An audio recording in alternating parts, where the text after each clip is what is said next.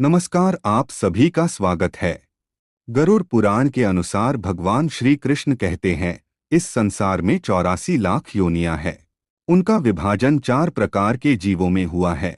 उन्हें अंडज, स्वेदज, उद्भिज्ज और जरायुज कहा जाता है। 84 लाख योनियों में से 21 लाख योनियां अंडज श्रेणी में आती है और बाकी की योनियां स्वेदज, उद्भिज्ज और जरायुज में आती है। मनुष्य की योनि जरायुज श्रेणी में आती है। इन सभी प्राणियों में मनुष्य योनि ही सबसे अधिक दुर्लभ होती है।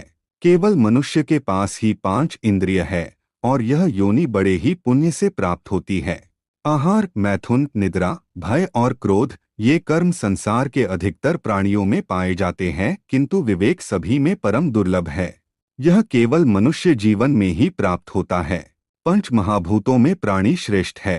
प्राणियों में बुद्धिजीवी श्रेष्ठ है और बुद्धिजीवियों में मनुष्य श्रेष्ठ माना गया है। मनुष्य जन्म प्राप्त करके भी जो स्वर्ग अथवा मोक्ष को प्राप्त नहीं कर पाता है, वह मनुष्य निश्चित ही मूर्ख है। उसने मनुष्य जीवन पाकर भी पशु की भांति जीवन जी लिया। 100 सिक्कों वाला मनुष्य 1000 सिक्कों की इच्छा करता है। 1000 वाला लाख की इच्छा करता है। जो लक्षाधीश है वह राज्य की इच्छा रखता है। जो राजा है वह संपूर्ण पृथ्वी को अपने वश में करना चाहता है। जो चक्रवर्ती नरेश है वह देवत्व की इच्छा रखता है और देवत्व प्राप्त हो जाने पर वह देवराज इंद्र का पद पाने की अभिलाषा रखता है।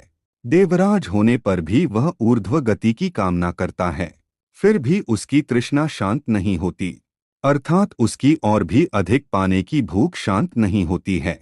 जो व्यक्ति तृष्णा से पराजित होता है वह नरक में जाता है और जो लोग तृष्णा से मुक्त है अर्थात सदैव ही संतुष्ट रहते हैं, उन्हें उत्तम लोक की प्राप्ति होती है। श्री कृष्ण कहते हैं, जो प्राणी अपनी आत्मा के अधीन होता है वह निश्चित ही सुखी है। जो मनुष्य अपने इंद्रियों के मोहजाल में फंस जाता है उसका अनर्थ अवश्य ही हो जाता है।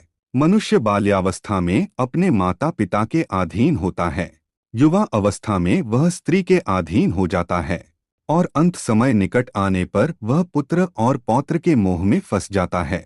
वह मूर्ख कभी किसी अवस्था में आत्मा के अधीन नहीं रहता।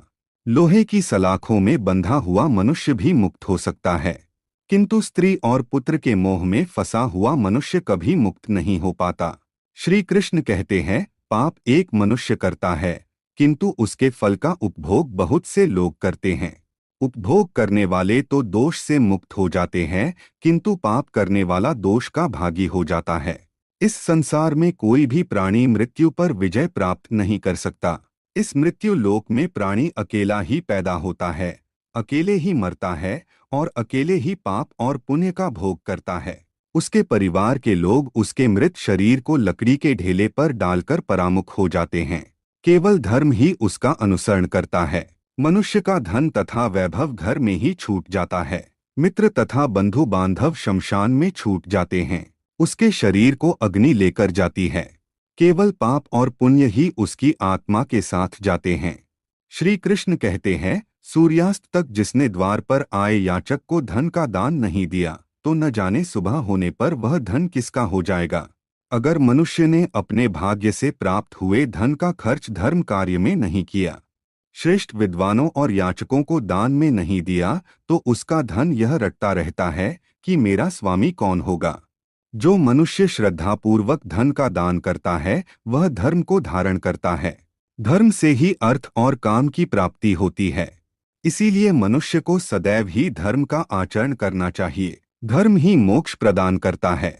श्रद्धा से रहित की गई पूजा, यज्ञ और दान न तो इस लोक में फल प्रदान करता है और न परलोक में। उसका संपूर्ण पुण्य नष्ट हो जाता है। इसीलिए श्री कृष्ण कहते हैं कि यह मनुष्य शरीर बहुत ही दुर्लभ होता है। इसका कभी दुरुपयोग नहीं करना चाहिए। इसका सदुपयोग करके स्वर्ग की प्राप्ति करनी चाहिए अथवा मोक्ष को प्राप्त कर लेना चाहिए, अन्यथा अन्य योनियों में भटकना पड़ता है। तो दोस्तों, उम्मीद है आपको यह जानकारी अच्छी लगी होगी। वीडियो को लाइक जरूर करें और कमेंट में जय श्री कृष्ण लिखना न भूले। साथ ही चैनल को सब्सक्राइब करें। आप सभी का धन्यवाद।